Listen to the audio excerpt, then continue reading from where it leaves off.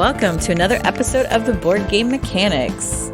I'm Katie, and with me, as always, is... Hey guys, what's going on? It is Jason. I feel like we've been recording the podcast more than just once a week since we've been doing a couple of live streams on Facebook. So those of you that have joined us, it has been such a blast to talk with you and have zany banter with a group of people. Yeah, it is. It's been a good time. Been some PG-13 content. That just came from Fred. Yeah, Fred was getting a little risque on the chat. Changes the whole way I look at games, Fred. No, it was fun. We were just on there talking about games that didn't quite make the top 100, and you guys were chiming in, and that makes it a little more fun when it's interactive. It was really fun. Yeah, I had a good time. And if you don't know what we're talking about, you can watch it on the replay or in syndication, as Mike Picorni says, on Facebook, or it's also out on our YouTube channel. Holla. Multiple ways to watch. That's right. That's what we're all about. So you can get board game mechanics every day of the week. That's true. I mean, you could probably, if you started listening to episode 1 of the podcast, that's 107, there's 150 different episodes. You could listen to 150 hours of this show. Wow. I don't know how many weeks that is, but that's a lot. That's a lot of your life that you're throwing away. Yeah. It's like 5 weeks. I don't know. That's math, honey. I don't do math. Yeah, that's true. But either way, it's a lot of time. And there's lots of videos. You could spend a lot of your life just looking at my ugly mug and listening to our crazy voices. That's true. I only came in partway through, so there's a lot more of not me. That's true. But there's some me. There's some of Joel's ugly mug in there, too. You can watch me try to cut open a box and not cut myself. There's that. That's true. Anyway, let's talk about something I do know a little bit about, and that's some random Kickstarter news.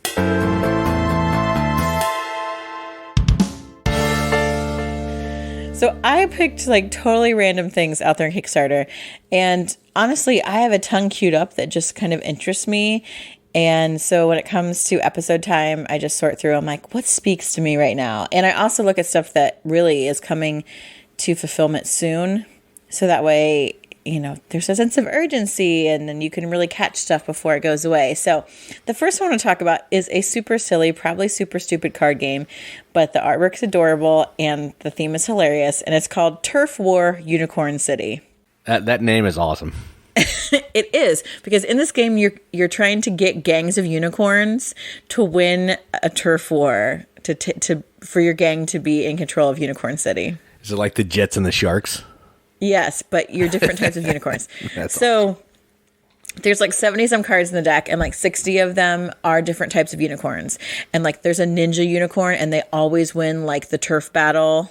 I don't think it's called, it's just the turf war is overall. There's rumbles and then there's battles. So in a regular battle, we'll all lay out a unicorn and each unicorn has sparkle power and the highest sparkle power wins. Unless you've got 2 unicorns that wear the same gang colors and you can put them out together and their sparkle power gets combined. Or you could play a cupcake with your unicorn and that doubles your sparkle power. So then you can take out all those other unicorns that don't know what's up. And so then if you win that battle, your unicorn goes into a permanent place in your gang because you're trying to be the first one of 5 gang members. And then at the end of 5 gang members, it's a rumble. You do 3 rumbles to win the turf war. The artwork is super stinking adorable. The different types of unicorns are hilarious and ridiculous. It just looks like a cute, fun little game. Especially, I totally think that Rory could play this and would totally enjoy it. Because it's just looking for the highest number. There's just those few little specialty items that add to it. But for the most part, that's it. Does this play like the game War? It sounds like that. Yeah, kind of. It's like War with unicorns, but gang war. Gang wars with unicorns is what this is. Adorable unicorns in a gang war. That's silly. Yeah, so there's 4 days left on that Kickstarter when this episode drops, and it's only $20. So it might be, and there's actually several other games offered by the same designer. There's a cute one about ghosts, and there's one about I think trick or treating, and all of the card games offered on there are only $20. So you might see another one that looks cute to you, but the Turf War Unicorn City is one that drew me in. So 4 days left. Unicorns are the new hotness for theme too. Unicorn Fever, this one. I've seen a couple other games on Kickstarter that have that theme. I don't know. It's weird. Yeah, is it Exploding Unicorns? Or I played one. Oh, yeah, you did play that. Yeah, it's a card game, right? Yeah. Yeah. I don't know what it's called. It's a game that I would never play, but you did play it. I did. Obviously, it was so memorable to me. I don't know what it's called. Yeah. Something about unicorns. I'll look it up while you look at the next one. So the next one is actually like straight up fighting game. And it's just as a 2-player only game, although there is an option if you buy into one of like the higher Kickstarter levels, they have a 2v2 option. Unstable unicorns. Unstable, that's it. Yes. I couldn't think of it. All right, sorry. Anyway, so there's on some higher levels of this Kickstarter, there's 2v2, and it's called Twisted Fables. And normally this is not really my thing. Like, I am much more okay with fighting and attacking games, especially in a one-on-one, like Hero Realms kind of situation, which this seems a little bit like that. But the theme on this one is dope, and the artwork is cool. So it's like your fairy tales, and it's fairy tale females, like, and they're very empowered. So like Sleeping Beauty, and it's like futuristic sci-fi dystopian is the setting. So Sleeping Beauty is she was like locked in this facility, and they monitored her, and while she was sleeping, she like called to the shadow realms. So when she awakens, she has like this whole she's like this queen of shadows. There was a prophecy about Snow White that she would destroy the kingdom, so her parents poisoned her with an apple. She died, but then rose again as an unborn witch that did destroy the kingdom. Like, Little Red Riding Hood got torn apart by the wolf, but they put her back together as like the cybernetic assassin. Like, it is cool. The backstory, the theme is cool. Like, wickedly cool. And so you're choosing one of those characters and using like their special powers, their fable kind of abilities to fight against another player who chooses their own person. If you get like a higher level of the Kickstarter, they've got miniatures and they look awesome. If you're Jason, you're not going to buy that. So just the strictly like standees kind of game, that's $35.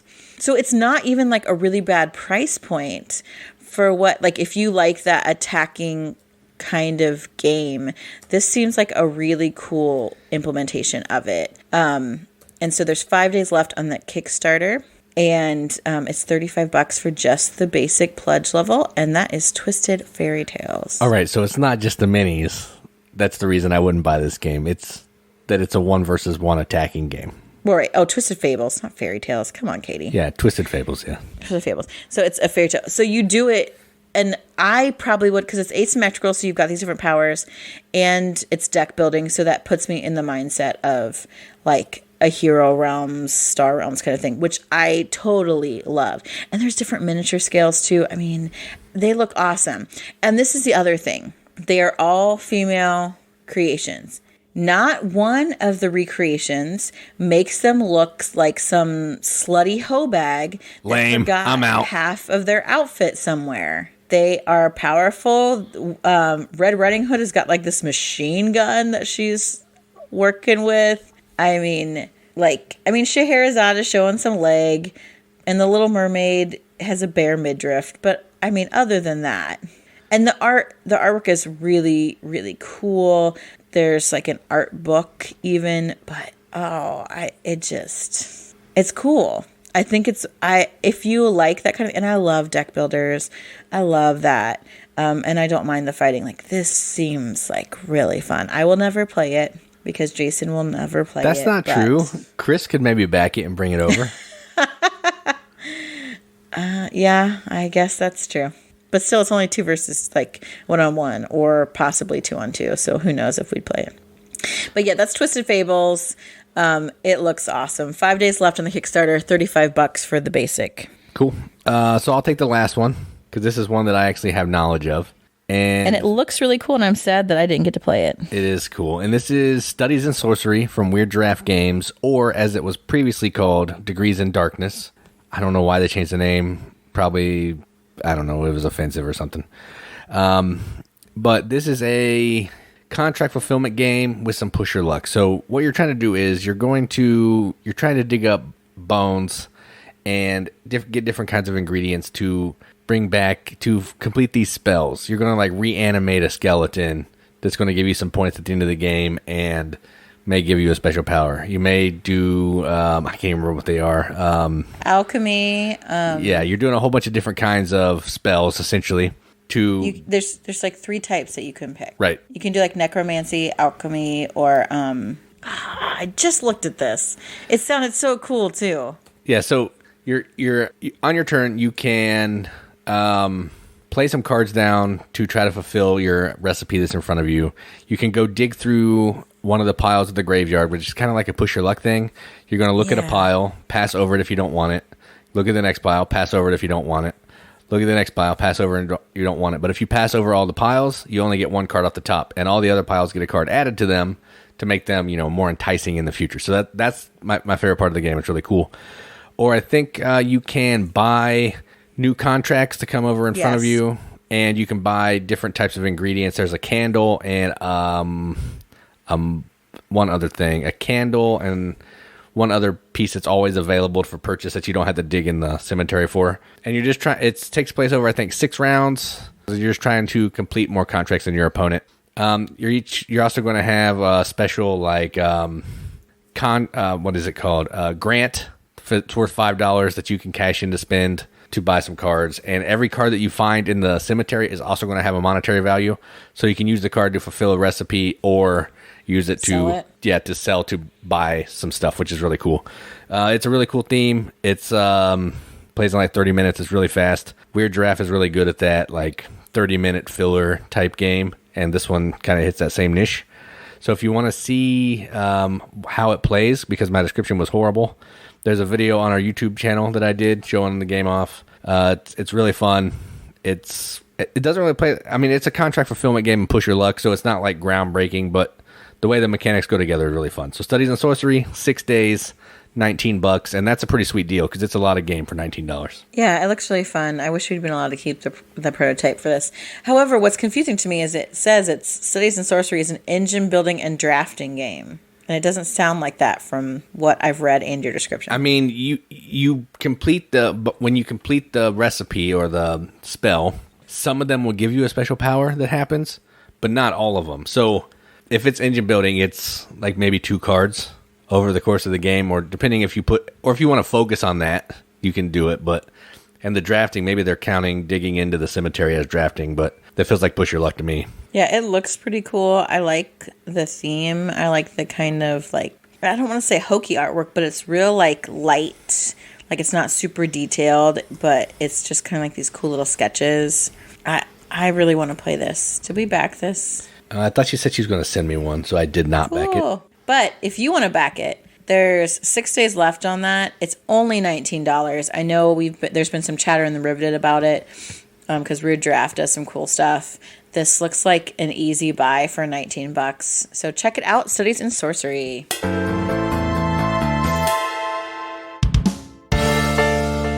All right, so today's games played are brought to you by the letter A. We played numbers. We played 2 games. Well, we played more than 2, but these are 2 that we haven't talked about in a while. So we're going to talk about them, and they both begin with letter A. And that first game is called Amerigo. Mm-hmm. This is a Steffenfeld game. It's in a really big box, but it actually doesn't have that much stuff inside that really big box, which is kind of confusing. Right. So this is a game where you're exploring this island, trying to put down polyominoes. We talked about this on one of the live streams. You're putting down polyominoes to try to collect different types of resources and fulfill these islands to score points. You're also going to be getting special powers throughout the game by moving up this track. You're going to be fighting pirates by getting cannons to shoot at the pirates. You're going to be trying to earn gold to make your actions more powerful. But the best part of this game is the way you select actions. It's through a cube tower. You pick up all the cubes of one color, throw it in the tower. Whatever comes out of the actions you can take, and the power of the action is the highest color of cube that comes out of the tower. So if 4 different color cubes come out and one of them has 4 colors, you can take any of those 4 actions at a power of 4, which is pretty neat. So this is a really good Feld game. The more we play it, the more it's probably going to move up my ranking, but I've only played it a couple times, so that's why it's not quite in my top 100 yet, but I do like it. So what do you think of this one? Yeah, I had never played this one before, And he brought it out. I was like, ugh, really? This is what we're going to do it? Because, it's got that gross artwork on it. And I was like, I don't know. It was really fun. In fact, that's what we talked about on the podcast. It's ranked at 102 on my list after just one play, because I do love that mechanic of how you decide what actions to take and the strength of said actions. And that, yes, there's a lot of things going on the board because, you're fighting off pirates and you're wanting to collect things to build and you're wanting to actually build them and you want to move your ships and you want to place you want to collect these modifiers and like all this stuff. There's a lot to happen, but on each turn you can only choose one action and the tower tells you at what strength that action is going to be. So it's a simple game to play despite all of its moving parts. I really enjoyed it. Yeah, I agree. It looks like a beast, but it's really not that difficult to play. No, it's not. The other one we played, another game that starts with A, and it's a little bit apropos for the season, and that was Abomination. Isn't it like the subtitle Heir of Frankenstein? Or yeah, the Heir of Frankenstein from Plaid Hat. Yes, the one and only Plaid Hat game we own. Yeah, that's accurate. Not a huge fan of them. I would try more of their games, but you totally would not. Nope. You've played Forgotten Waters. That's also them, I think. Oh, that game is so good. Yeah. I think I like Plaid Hat. Yeah, I like Abomination. Yeah, so Abomination, Heir of Frankenstein is where you are a mad scientist and you are developing your own creature, much like Dr. Frankenstein did. So you're doing worker placement actions where you're going around to maybe the morgue or the hospital, or there's a public hanging, or you're digging in the graveyard to get body parts to use, or even animals at the animal hospital. That's animal true. Parts. Yep. To use to build your creature. Meanwhile, you're trying to increase your reputation and your expertise so that you can do better at your harvesting, at your creation. You also are, trying not to kind of lose your humanity as you're going around and taking dead people's parts, or sometimes you could even murder someone to get the really fresh parts, which definitely takes a toll on your humanity. And so you're doing all that, collecting all of these different bits to develop parts. You have to then skin them, and then you have to bring them to life. So it's kind of a race to do that before everyone else does. Meanwhile, there's events happening. Occasionally, you've got like a story element, which I get. Some people don't like that, and it doesn't super fit with like the flow of the game, but it's also kind of like an event card being played, and so somebody gets an extra cube or somebody gets this. I just think it's the mechanic to do that, and I honestly don't mind it. We played it at 3, and Jason and I have played it at 2. And everyone's like, it takes too long. We didn't use the Igor variant, and we played it at 3, and I thought it really wasn't that bad for the length. Couple hours, yeah. But I don't know if it's because I actually, really enjoy it, so I don't care if it is maybe a little bit longer. But I don't know. I just like it. Yeah, and it is funny. This really could have been like a farming theme, because that's really what you're doing. Is you're going around and you're getting crops, and you're turning those crops into like anything, like it could be a house or whatever, but instead you're getting dead body parts and you're turning it into a creature, which is cooler. Yeah, I do love like the macabre theme to it. I just think that's really fun. Yeah, I actually don't hate the events in this. They're not too crazy. I mean, I don't like reading stuff from the book because I apparently struggle at that and can't tell. You could not read for and then so this is what kills me, because maybe it was Chris. One of them was all talking about either Chris or Brandon. It's like, Katie really likes to read aloud to people. I don't know who it was that said that. I think it was Chris, yeah. But it's because I do it properly. Yeah, I was pretty bad at it. It was pretty bad. But yeah, I really like this game. It's a worker placement game, so that normal type of deal. But the collecting resources and how they decompose, and you can get ice to keep them from decomposing or decaying, one of the two words. And then, you can sell your bones back to the market to get money. You can put some of your organs in preserves, and you can sell them to the market for cool stuff. Yeah, it's really cool. It's a fun game. It may be a little long, but I enjoy it, so I don't really care. So I dig it. Yeah, I just have a satisfaction in like creating my monster pieces and getting them put together. Like that keeps me going. That I'm like, oh yeah, I just need to get some more muscle, and I'm out of blood. I need to donate some blood. Like that's good. Yep, I agree. those are the games that we played, brought to you by the letter A.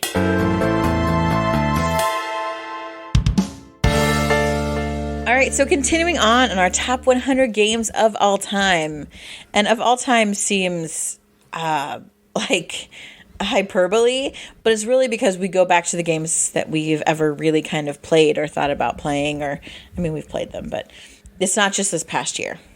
So we've gone from 100 up to 90, no. Yeah, 91. Yes, to no, 91. 81. 81. 100 to 81. So check out the past couple weeks for that if you're missing them.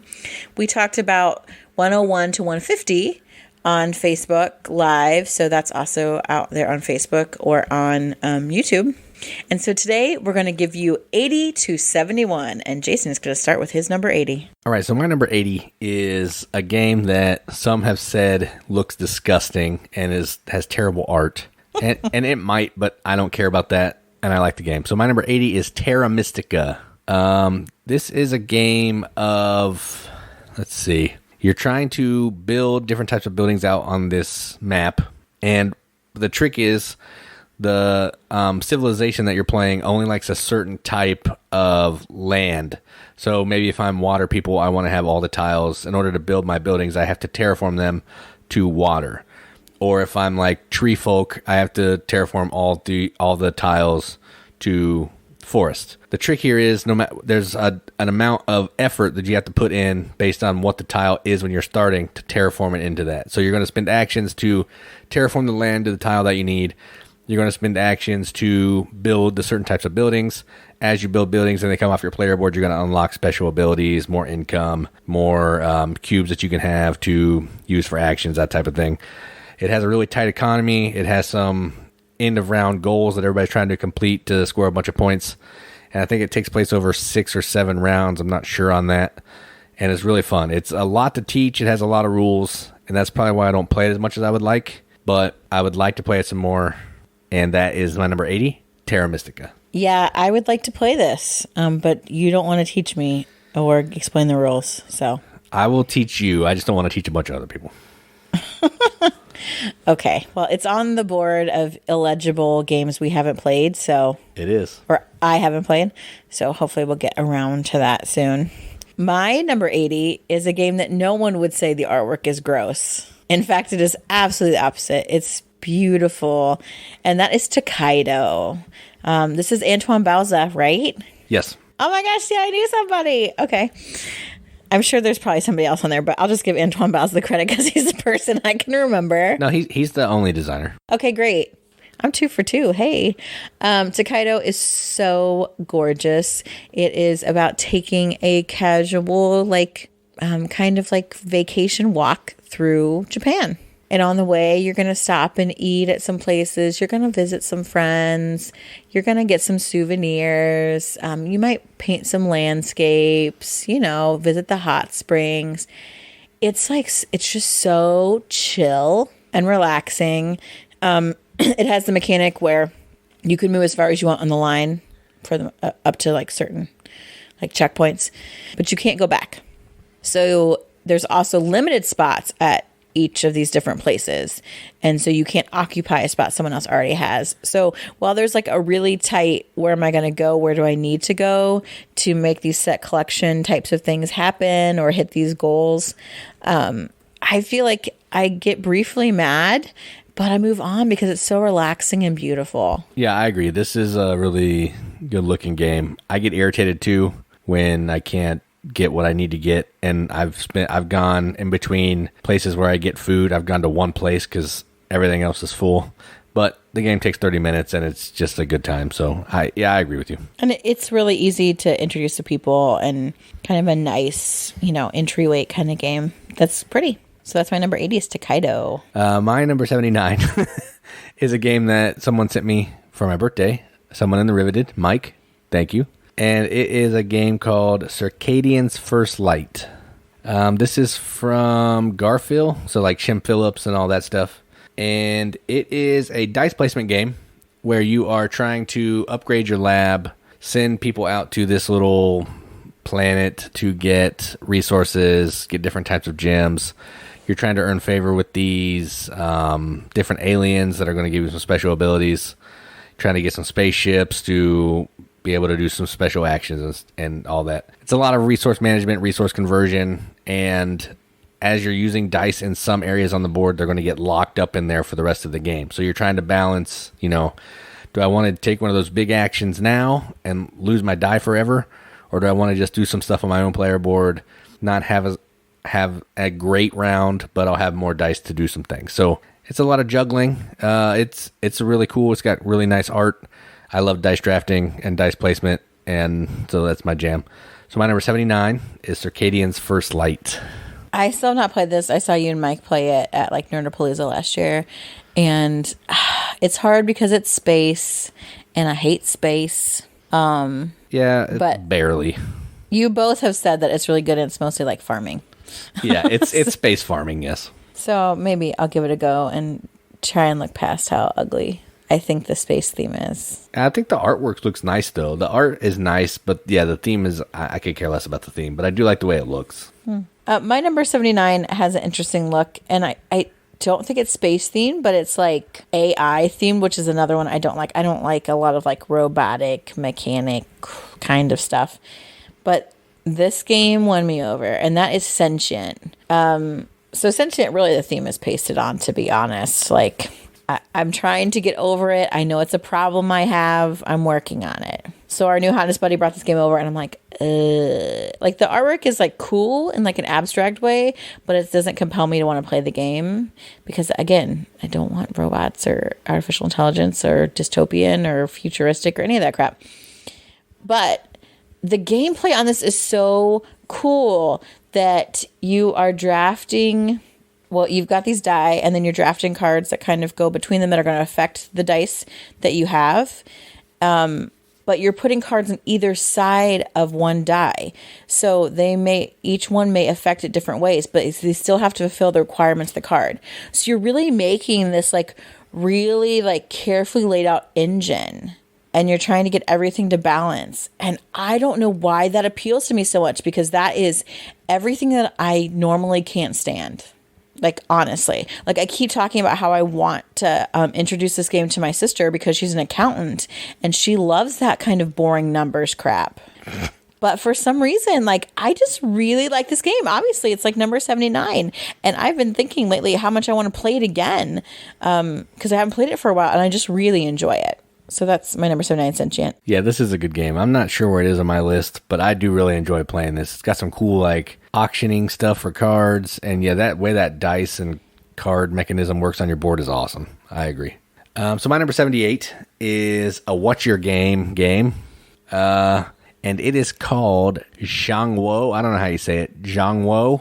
The ZH is a J. Zhanguo. Zhanguo. Okay. So that was a whole lot of saying that name. This is a game. It is okay. So I've played this about 4 times, and honestly, it's hard to explain. So it is. What you're doing in this game is you are playing a card. You have 2 options to play this card. You can either play it on the board to take a certain type of action, like you could build a wall, because I think you're trying to unite the provinces of China or something like that, or get them under control. Either way. You can build a wall. You can insert a governor to the province. You can do a couple other actions. And every time you take an action on the board, it's also going to fire off abilities on your player board for cards that you have tucked under a certain region. Each time that happens, it may add some unrest to the region. It may bring unrest down in the region. You have to move these governors and senators like around in your player board to help like slap the people around to get them in order and in check. It's a whole lot going on. It is a beast. It has tons of rules. That explanation made it sound terrible, but it honestly is a good game. And it's going to burn your brain a lot for only playing 1 card on your turn. And I think you play a total of like 4 cards in a round or something like that. And it is crazy and it's fun. So my number 78, Zhanguo. Yeah, I don't know where this is on my list. It's probably down further because it is so hard. Like, cool. It is so brain burning. You're like, what do I actually want to happen? And what do I have the resources to do? And it's just like madness. It's madness. But man, I love it. Like it's good. I don't know that it's not in my top 100. I don't know where it is, but it is a good game. But it is hard. It is probably because the experience, it's not like lighthearted. It's not like super fun because it is so brain burny. But yeah, this is a good one. This is a good one. My number 78, Jason talked about on the live stream actually. And that is Marvel Legendary. I like deck builders a lot, which is why it is on my top 100. Again, I love the Marvel universe. We don't actually own this game. We borrowed our friend Jim McKim's for a long time, and they finally took it back. And now I really would like to look at which kinds of the different expansions and things I would like to invest in, because I really do enjoy playing this game. And it's also an accessible kind of deck builder for people because you're, for the most part, playing cooperatively. A lot of people do have a great connection to the Marvel universe, especially with all the huge movies that have come out. I always want to play with the X-Men because I love them so much. They're like totally part of my childhood. Just a big fan. So I like to play that way, but it's just a good fight in the baddies and the baddest baddie of all the baddies at the end. It's fun. I like it. 78 Marvel Legendary. Yeah, I do like this one, as I've talked about previously. It's a fun deck builder, and the co-op, you don't get too much like quarterbacking and alpha gaming and all that. It's just play your cards and do what your cards let you do. All right, so my number 77 is a CMON game. Designer Eric M. Lang. What? And it is the Godfather, Corleone's Empire. That should be of no shock to anybody. I mean, I've talked about this game a lot, and it's one of the, I think, 2 Eric Lang games that I enjoy. So this is a worker placement game where you're sending either thugs or family members out to certain regions on the board to shake down some businesses, get some drugs, get some money, get some alcohol, to go and fulfill contracts by turning in the drugs, the alcohol, the money, to either do a drive-by shooting, a car bomb, take out other people's thugs. The ultimate goal of the game is to get as much money, which is points, into your briefcase as you can, and to get more of certain of all the colors of jobs, which I think there are 4 in your briefcase, and you're going to get extra points. There's also a little bit of area control at the end of each round. Whoever has the most people in one of the regions is going to get to put a marker down, and at the end of the game, whoever has the most marker in each region scores, I think, 5 or some kind of, I think $5. So just a cool worker placement game. It's really mean, but it goes with the theme. And I think if this had any other theme, it wouldn't be as fun, because it is kind of entertaining to do a car bomb and just blow up a whole bunch of people's meeples and throw them in the river. That's fun. So my number 77, The Godfather, Corleone's Empire. I like this game. I feel like this has to be my top 100, and I just don't know where it landed, because for me, like, the game is fun, but it's also a fun experience too, because yeah, it's kind of mean and take that, but you're all laughing and cracking up about it because, like, oh, I threw your family members into the river, but then, they get out the next round, and, but you did something else, and it's higher. Mine is higher, significantly higher. This was higher for me last year too. I don't know what made it fall down so much, but it was in like my top 50, I think, last year. Because you're lame. Yeah, that's probably true. It's news. It's the fake news list. That's why. You don't know where to rank anything. Yeah, that's true. My number 77 is a Jamie Stegmaier game, and it is actually not my favorite Jamie Stegmaier game, but it is Euphoria, and this has really risen for me. I like the worker placement element. I like trying to kind of puzzle out what do I need to get in order to make these other things happen.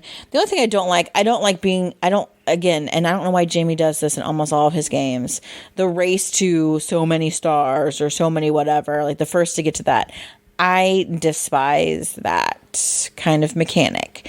However, the few games that I do play that are like that, I enjoy them when they give me kind of my own pathway to figure out how to get there. And Euphoria really does that. If I want to, stay in my people group and build them up and get some stars that way, or, where do I want to go? Like, there's just lots of different places on the board and different ways to get stars.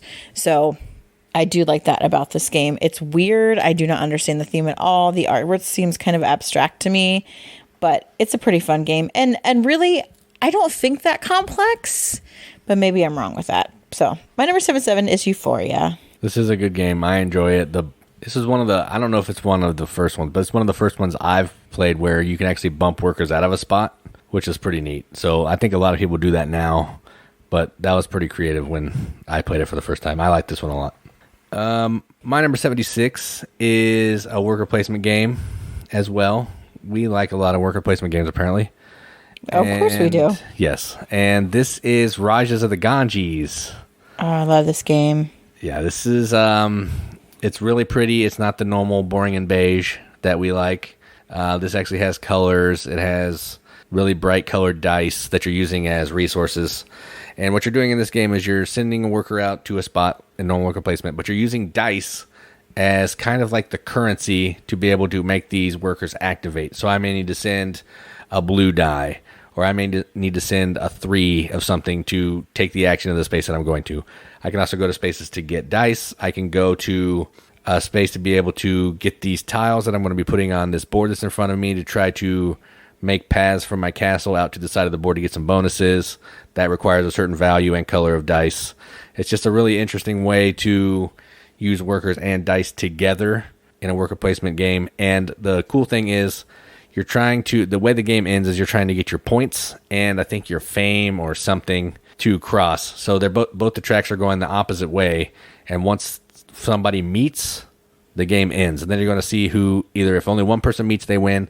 If multiple people meet, it's whoever crosses the farthest will be the winner. So I may have a whole pile of points, but I don't have any fame to show for it, so I'm not going to win. It's a really interesting way to end a game.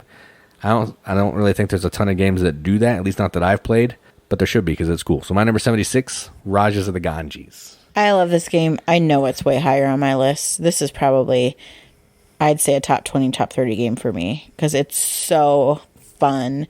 It's like fascinating the different ways you can play it. You can go, I just think it's like almost like the perfect storm of mechanics for me. And it's really cute and pretty. True. Yep. It is really nice looking. So my number 76, speaking of nice looking games, this game is adorable. It's beautiful and fantastical. And that is Everdell. This game has really grown on me. I like to play it. I like the tableau building. I love the adorable, like, squishy berries and smooth stones and the little animal pictures, and it's like a Redwall novel come to game, and it's casual. Like you can teach all kinds of people to play it, but you're also like there's enough advanced kind of strategy to, okay, how can I get the most points, make the most of my tableau because I can only have so many characters here? How do I get rid of buildings, add new ones? How can I spend the least resources and keep my turns going without moving into new seasons in order to really maximize the turns that I have with my worker placement and my card play? Like I think that that's really great. And it's just a fun game. That's my 76 is Everdell. I agree. This game, I didn't like it that much at first, but the more I played it, the more I really like it. And I may actually like this more than you. I don't know for sure. We'll find out as the episodes roll on. We will. So my number 75 is another What's Your Game game. And it is another one you haven't played. And it is called Railroad Revolution. Do we own this? Yes, we do. Just not that long ago, I think it was on like $20 sale on Amazon or something. Ah. So this is a game about building railroads. And there's also, you're trying to build the Western Union line. You're racing up some tracks. The interesting thing about this is you are using different colored workers to be able to take different color actions on your player board. So I may want to do this one action, but I only have an orange worker available. So I have to take this part of that action, but not necessarily the main action that I wanted to take. So it's a cool balance of what kind of workers do I need to recruit, what kind of workers do I have available to take actions, and then as I'm fulfilling these little personal goals, I have to send workers out of the game, and they stand on these personal goals to activate them for points and money or whatever. So you're kind of using workers, and you're losing workers. You're building train tracks to get to these different rail stations to build buildings there so you can have special abilities there. It's just a lot going on. It's probably one of the lighter What's Your Game games. It's not light by any means, but it's way lighter than Zhanguo. It's lighter than some of the others, but it's a lot of fun, and there's still enough brain burny going on that I enjoy. So my number 75, Railroad Revolution. Yeah, maybe one day I'll play that. Maybe. It's on the list. It is on the board. Yes, it is. At least I think so. I can't quite tell, so. It is. I'm looking at it. It looks like Herder. No, it says Railroad Revolution because that's what the game's called. I'm sure it does. My number 75 is a kooky little weird game with like a crazy theme that has nothing to do with anything, and that is Demon Worker. This is just a fun entry worker placement where you are recruiting your demons for these schemes. Well, actually, you have demons that work for you, and then you're trying to fulfill these schemes to take over the world by taking human souls or gems or all kinds of other stuff that you're trying to do. It's just basic worker placement. You get resources, you fulfill contracts. But it's got this like kooky, funny artwork. It has this like evil name, but it's so not. Yeah, it's just a silly little cartoon artwork game. Yeah. So it's like this. It's from Japan Anime Games, which I really like them. And it's just like a fun, light worker placement. I love it. It's Demon Worker, my number 75. That is a good one. Yeah, I like it a lot. The theme is ridiculous. Like, I like when games have kind of silly themes like this. It makes it a little more enjoyable playing it, I think. My number 74 is a game about diving and collecting treasure, and it is called Wreck Raiders. This is a dice drafting game where you're drafting a die to be able to put a worker down on a spot that has that number. And when you go to a spot, you're going to be getting a different type of treasure, and you're trying to put either treasure in your like showroom in a certain pattern to score some points, or you're trying to use the treasure in another section of your board to use it towards fulfilling contracts to get points and other types of resources and stuff. And once someone hits a certain amount of contracts that they fulfilled, the game ends and you score up your points. You can also, I think you're collecting fish as well to build an aquarium. So you can have multiple different aquariums that you can build to score different points, which are going to kind of just, the bigger the aquarium is, the more the points are going to multiply and all that kind of thing. So it's a really interesting game. It has really awesome art. You use the box lid when you're rolling to kind of determine how the dice are going to go on this little board you're drafting from. Really neat, really fun, and I like it quite a bit. And that's my number 74, Wreck Raiders. I like this one a lot. I love the artwork, and we will talk about it in a couple weeks. For me, at least. My number 74 is a game that Jason barely squeaked in the top 100. And this is, I have it solidly right here. My name's Katie, and I'm better than Jason. Well, okay, everyone heard that. It's recorded. At the 3/4 mark here, my number 74 is Gambler. We have talked about this game all the time. You know it's awesome. I know it's awesome. That's why it's my number 74. It would be higher if it wasn't, just like a roll and move game. It's a roll and move game, yeah. But again, like I love the experience, the player interaction, like the ridiculous push or luck, chance kind of stuff. The Schoolhouse Rock looking artwork. It's a good game. It's good. I mean, what more can you say? Number 74, Gambler. So I just picked up a game for $5 along the same lines. It's called Go for Broke. You're trying to be the first person to lose $1 million. And we haven't played this yet. But I'm hoping, it looks amazing from all the videos I've watched. I'm hoping that it will be as good as The Gambler, and this will give us something else to talk about in the vintage game category. I know. So, I really want to try it. Yeah, stay tuned. Stay tuned. My number 73 is a game that I'm sure Katie has higher because she really likes this game quite a bit. And that game is called Elysium. So this is a game from Space Cowboys, I think. And there's been rumblings that there's going to be an expansion, which is long overdue, and I really hope that's not fake news and this really happens, because that would be amazing. It would be awesome.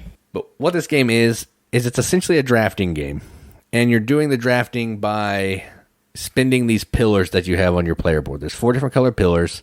Each card requires you to have at least certain colors of pillars available in your pool when you take that card. Every time you take a card, though, you have to discard one of the pillars out for the round. So you're going to have less pillars available to be able to take other cards. So you're going to be using pillars to draft these cards. You also have to draft a turn order card from the building up at the top to determine how many people you can put in the Elysium and stuff like that. If at any point you can't do that, you either get a broken quest thing or you have to take a civilian to put into your tableau, and they're just junk. They just clog it up. And then at the end of all that, you can move some of your people who are available in your tableau down into Elysium to put like sets of numbers together. So you might want 5 ones together, or a 1, 2, 3 of the same color. So you're building like runs of suits and certain numbers of different suits as well. And you're just trying to get more points than everybody else. You play over like 5 rounds, so it's a pretty quick game. The artwork is really nice. It's a bunch of different artists. There's Vincent Dutrait. There's another famous artist that I can't remember, but every god card is drawn by a different artist, which is pretty neat. So my number 73, Elysium. Yes, I love this game, and it is in like my top 30 or something. It's pretty high up there because it's so good, and we'll talk about it then. So listen to Katie for an actual summary of how the game plays. Yeah, I wasn't even listening to your description of it because I knew it'd be crap. It's stuff and things. I got it. Move stuff, up tracks, and do things. Yep, that sounds right. My number 73 has all kinds of tracks and things moving, and that is Tzolk'n. This game is good, and we haven't played it for a long time. It's got this really neat rondelle, but yet they're like dials that turn, and so you've got this kind of element of when do I put my markers down and when do I pull them off to get the kind of items that I need or want. And at some point, you know, you're going to have to pull some off, even if you're not quite ready to, because you have to have workers to move around. There's blue crystal skulls, and you know, you can build up your like kind of temples there. It's just like a really fun, thinky, like interesting game, and turning the wheels is really super cool. So that is my 73, Tzolk'n. Yeah, I'll be talking about this later. I'm sure. This is a good game. You do really like this game. My number 72 is a Stefan Feld game, and there's actually going to be another Stefan Feld game after this, so everybody hold on. Oh my gosh. Feld's going to bring out the restraining order again if we're not careful. Yeah, so this game is Trajan, which is a lot of people's favorite Feld. Apparently it's not mine, and I know it's not mine because the one I like a lot better is in my top 10, and it's amazing. And this is a Mancala game. You have this player board in front of you. You're moving stuff around in these little dishes to take the action of where you end. And you're trying to collect goods to sell to ships. You're trying to move your military people around the board to conquer different areas and score points. You're trying to go to this other place and build steps and arches on your player board. You're trying to earn votes in the Senate. And there's one other area that I can't remember. You're trying to get Trajans, which are little tiles you can put on the outside of your Mancala board that if you get certain colors of the pieces in that board, when you take that action, you're going to get an extra point or some extra benefit, which is cool. This is a pretty fun game. I think you've played a whole game of it. I'm not sure. It has a lot of rules. Some of it's kind of weird, but I really like it. 72, Trajan. I don't remember this at all. I was trying to think if I remembered it when you talked about it. I think you filled in for Josie, at least for a little bit. Oh, yeah. It made no sense. And by the time I figured out what I was doing, the game was over. It was over, yeah. I probably need to play it again so I can actually be like, hey, I think I get this, sort of. Yeah, it's pretty easy once you play a whole game. But if you come in at the end after we've already explained it, yeah, that makes it a little tough. Yeah, I was like, I don't know what the frick is happening. Stuff and things. The stuff and the things are happening, and they were happening without me. My number 72. I don't know who makes this. I don't know who designed it. Alexander Pfister. Okay, this is an Alexander Pfister game that somebody produces. Eggert Spiel. The Eggert Spiel produces, and it's called Blackout Hong Kong. So this game I avoided for a long time because, like, I just remember hearing Joel and Jason be like, this board's all black. Yeah, this board's all black. Well, it's kind of like a killer for this other game that we talked about a lot and then eventually hated, and that was racist. But I can't remember the name of that game. Mombasa, yeah. And I'm like, I don't know that I want to play this game. And just the name of it sounded like dumb. I kept wanting it to be Deception, Murder in Hong Kong, and I was just kept being... That happened during the Blackout, okay? Clearly. Or if Fred's there, Seduction in Hong Kong. Seduction in Hong Kong. That also happened when the lights are out. I hope Fred still listens to our podcast after this episode. But Blackout Hong Kong is, I don't even really know the theme. I just remember I like the mechanics of it. Like, I like that you have these cards. I think they're cards, maybe tiles. I don't know. Maybe cards. They're cards. With like doctors and different types of people that allow you to do these different actions around the board. And there's some area control to it, which I don't love. But you're using that to get some extra things, which is cool. But you're doing stuff on your board because you're trying to open up more spaces to get better stuff, right? Do I remember this game at all? I don't know. Maybe not. You're trying to enclose a region, right, to score points. But yes. I mean, on your player board though itself, you're doing stuff. Yeah, you're trying to complete the needs of these cards so you can get these cards in your deck. Yes. Yes, that's what I mean. So you're getting these cards in your deck because then you can use them, and they have like better, like more optimal types of things. And you're rolling. Is it dice that decide like what items are available? Have resources on them to get your resources each time. So that thing that changes up. So you might have to change like what your game plan is based on what resources come out.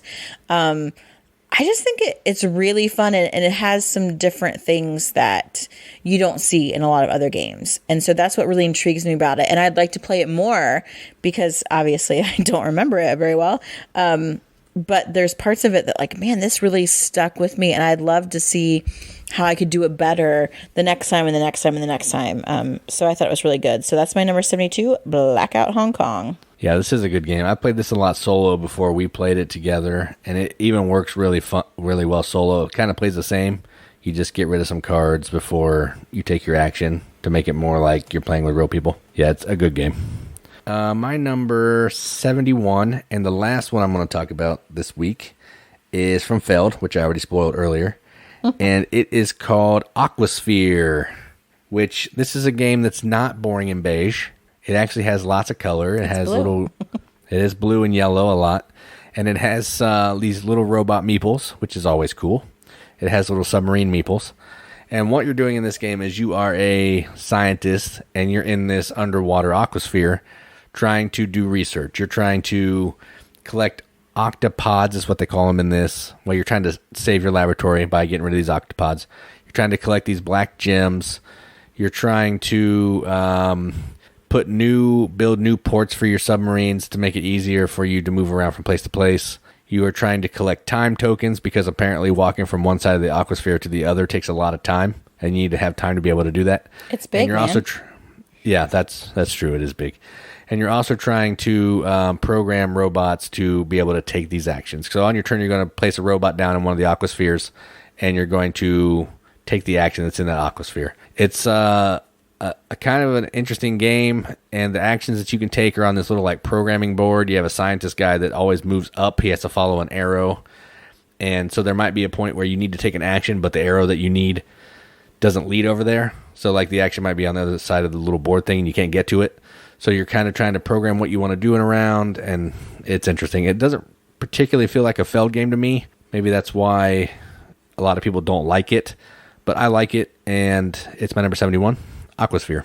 Yeah, I haven't played this. It looks like super complicated to me every time I see you have it out. It has a lot of rules, but it's not complicated to play. The teach is a little bit of a pain in the butt, but once you can figure that out, you go to a spot and you do the thing. Move some things on tracks. Yep.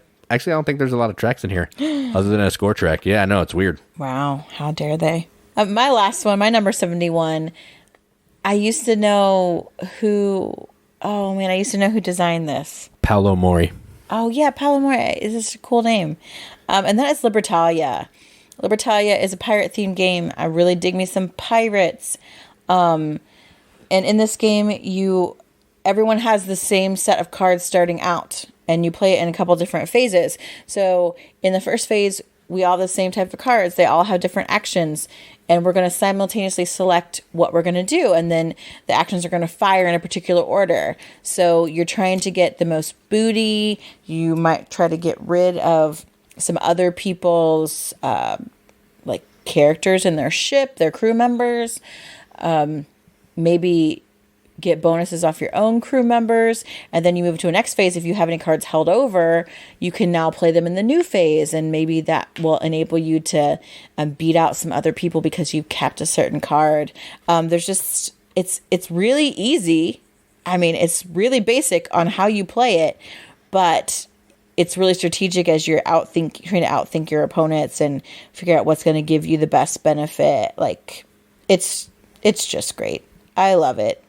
So that is my number 71, Libertalia. Yeah, this is a good game. And apparently out of print. So a lot of people can't get their hands on this. So really? Yeah, that's what I read somewhere. And I haven't done more research into that, but I don't know. We have it, so I don't really care. But yeah, I mean, I'm not selling my copy. I love it. Yeah, it's good. It could use an expansion, though. That'd be cool. Some extra cards. That would be cool. So, as a recap, give me your 80 to 71, babe. All right, my number 80 is Terra Mystica. Terra Mystica. Yes, I was getting there. And my number 79 is Circadians First Light. My 78 is Zhanguo. Probably still terrible pronunciation. My number 77 is The Godfather, Corleone's Empire. 76, Rajas of the Ganges. 75, Railroad Revolution. 74, Wreck Raiders. 73, Elysium. 72, Trajan. And number 71, Aquasphere. And my number 80 is Tokaido. 79, Sentient. 78, Marvel Legendary. 77, Euphoria. 76, Everdell. 75, Demon Worker. 74, Gambler. 73, Tzolk'n. 72, Blackout Hong Kong. And 71, Libertalia. And that is our 80 to 71. Another segment done in our top 100 games of all time. We hope you're enjoying this. If you are, give us a shout out on Facebook in our Facebook group, #TheRiveted. Those people are awesome, legitimately. It's not full of politics. It's not full of like fighting. It is just, hey, we played these games. Is this game good? Do you like this? What do you guys think? It's all good stuff. It's all good stuff. And knock on wood, it's going to stay that way. We haven't had to like slap anybody around with the admin privileges. I mean, if Fred keeps getting, risque, we might have to give him a warning on there. But he's already gotten warnings. He has 2 strikes. 2 strikes, yeah. But otherwise, pretty. It's a family show. It's a family place. Definitely where you want to be. Also, our YouTube channel. My husband is amazing at pumping out YouTube videos. He is just so good at that. I'm just way too concerned about my appearance to do more videos. I think is a real issue. And I'm busy as crap. But definitely check that out. Subscribe, like, comment so we know what's working for you, what's not. We got the Twitters. We got the Instagrams. So look for us, communicate with us. Tell us about your top games, and if there's something we mentioned that you're like, oh, I'm interested in that. I don't know anything about that. We'd love to hear if we've, inspired or helped you find something new, or if you completely disagree with us, you're allowed to say that. If you just like Coimbra because you're a terrible, soulless person, you can say that. We'll let you. That. You can say it. But you shouldn't. You'd be wrong, but you could say it. But it's a great online community. We love talking with you guys. You guys are the reasons why we do this. So yeah, I think that's it for today. Yeah, I agree. Riveted's amazing.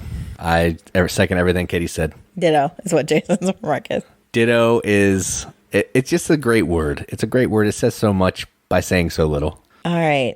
Well, thanks everybody for listening. I've been Katie. And I'm Jason. Keep gaming, everybody. Keep gaming.